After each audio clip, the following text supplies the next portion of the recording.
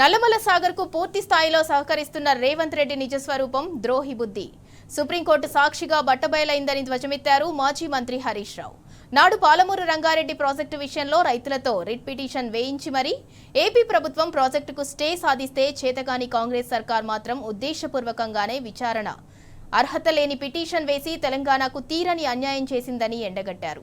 ముఖ్యమంత్రిగా ఉంటూ మన నీటి హక్కులను ఏపీకి దారాదత్తం చేస్తూ రేవంత్ రెడ్డి తెలంగాణకు చేస్తున్న చారిత్రక ద్రోహం ఇది అని మండిపడ్డారు. విచారణ అర్హత లేనటువంటి పిటిషన్ను వేసి మరొకసారి తెలంగాణ రాష్ట్రానికి తెలంగాణ ప్రజలకు నీళ్లలో తీరని ద్రోహం చేసింది రేవంత్ రెడ్డి ప్రభుత్వం. ఈరోజు సుప్రీంకోర్టులో తెలంగాణ ప్రభుత్వం వేసిన పిటిషన్ డిస్మిస్ చేయడము, తెలంగాణ రాష్ట్ర ప్రభుత్వం తిరిగి మేము సూట్ రూపంలో వస్తామని చెప్పడం అంటేనే ఇది ఇవాళ రాష్ట్ర ప్రభుత్వం యొక్క పూర్తి వైఫల్యం. అదేవిధంగా గతంలో మీరు చూసినట్టయితే ఆంధ్రప్రదేశ్ ప్రభుత్వం పాలమూరు ఎత్తిపోతల పథకం మీద ఆంధ్రప్రదేశ్ రైతులతో కేసు వేయించి అందులో ఆంధ్రప్రదేశ్ ప్రభుత్వం ఇంప్లీడ్ అయి ఆనాడు మన పాలమూరు ఎత్తిపోతల పథకం మీద స్టే తెచ్చింది ఆంధ్రప్రదేశ్ ప్రభుత్వం. మరి మీరు పెట్టుకున్న మీ కాంగ్రెస్ ఎంపీ, మీ న్యాయవాది సింఘ్వి గారికి ఈ మాత్రం విషయం తెలియదా? అంటే ఈరోజు మీరు కావాలని ఉద్దేశపూర్వకంగానే ఈ యొక్క బలహీనమైనటువంటి రిట్ పిటిషన్ వేసి తెలంగాణ ప్రజలకు తీవ్రమైన అన్యాయం చేశారు. ఈ మాత్రం దానికి సూటు బూటు వేసుకొని ఉత్తమ్ కుమార్ రెడ్డి గారు నీళ్ల మంత్రి ఢిల్లీ దాకా పోవాల్సిన అవసరం ఉందా? ఢిల్లీ దాకా పోయి ఏం చేసిండు ఉత్తమ్ కుమార్ రెడ్డి గారు? వేసిన రిట్ పిటిషన్ విత్డ్రా చేసుకున్నారు. విత్డ్రా చేసి సూటు వేస్తాము అన్నారు. సూట్ అంటే మనకు తెలియందా? ఆ సూటు కూడా ఆంధ్రప్రదేశ్, తెలంగాణ, మహారాష్ట్ర, కర్ణాటక 4 రాష్ట్రాల మధ్య మేము సూటు వేస్తాము అంటే అది ఇప్పట్లో అయ్యేది కాదు.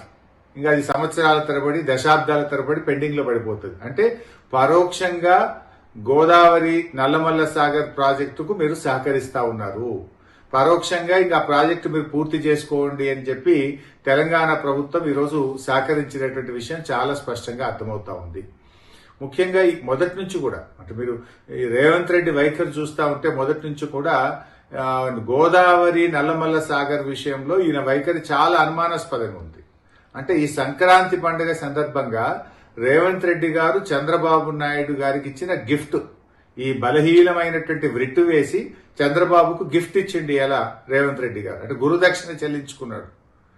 అంటే మొదటి నుంచి కూడా మీరు ఒక్కసారి చూడండి. మొదటి నుంచి కూడా చూస్తే ఢిల్లీలో జరిగేటువంటి గోదావరి బనకచెర్ల మీటింగ్ కు పోననుకుంటూనే మీటింగ్ కు పోయిండు. ఎజెండాలో లేదంటూనే ఆ ఎజెండాలో బనకచెర్ల మీటింగ్ తో ఉన్న ఎజెండాలో సంతకం కూడా పెట్టిండు. సంతకం పెట్టనే లేదు అని బుకాయించే ప్రయత్నం చేసిండు. అంతేకాకుండా నేను కమిటీ వెయ్యను అని చెప్పి కమిటీ కూడా వేసిండు. ఇలా సుప్రీంకోర్టుకు కూడా గోదావరి నల్లమల్ల సాగర్ టెండర్ పూర్తయ్యేదాకా, టెండర్ అవార్డు అయ్యేదాకా ఆలస్యం చేసి తర్వాత సుప్రీంకోర్టులో కేసు వేసిండు. ఇప్పుడేమైంది? ఆ వేసిన కేసు కూడా బలహీనమైనటువంటి రిట్ వేసి దాన్ని విత్డ్రా చేసుకొని అది సూట్ వేస్తాం, మళ్ళా అది కర్ణాటక మహారాష్ట్రం కూడా కలుపుతాము అంటే ఈ లోపు గోదావరి నల్లమల్ల జెండా ఊపడమే. ఇది తెలంగాణ ప్రజలకు తీరని ద్రోహం ఇలా కాంగ్రెస్ ప్రభుత్వం, రేవంత్ రెడ్డి ప్రభుత్వం చేస్తా ఉంది.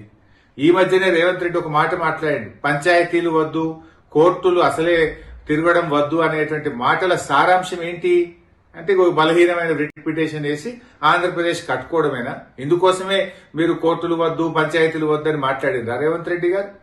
అసలు ఆంధ్రప్రదేశ్ ప్రభుత్వం నాటి తెలుగుదేశం ప్రభుత్వం అయినా తర్వాత వచ్చిన జగన్ ప్రభుత్వం అయినా అసలు తెలంగాణలో అడ్డుకోని ప్రాజెక్ట్ ఏదైనా ఉందా?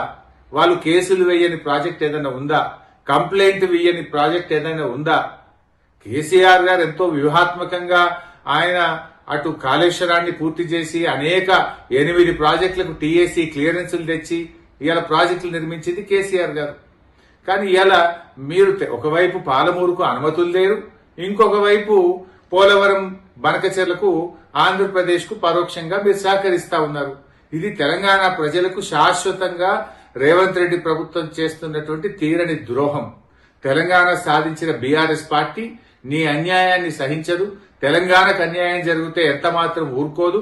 తప్పకుండా ప్రజా పోరాటం చేస్తాం. ప్రజాక్షేత్రంలో నీ యొక్క ద్రోహాన్ని ఎండగడతాం.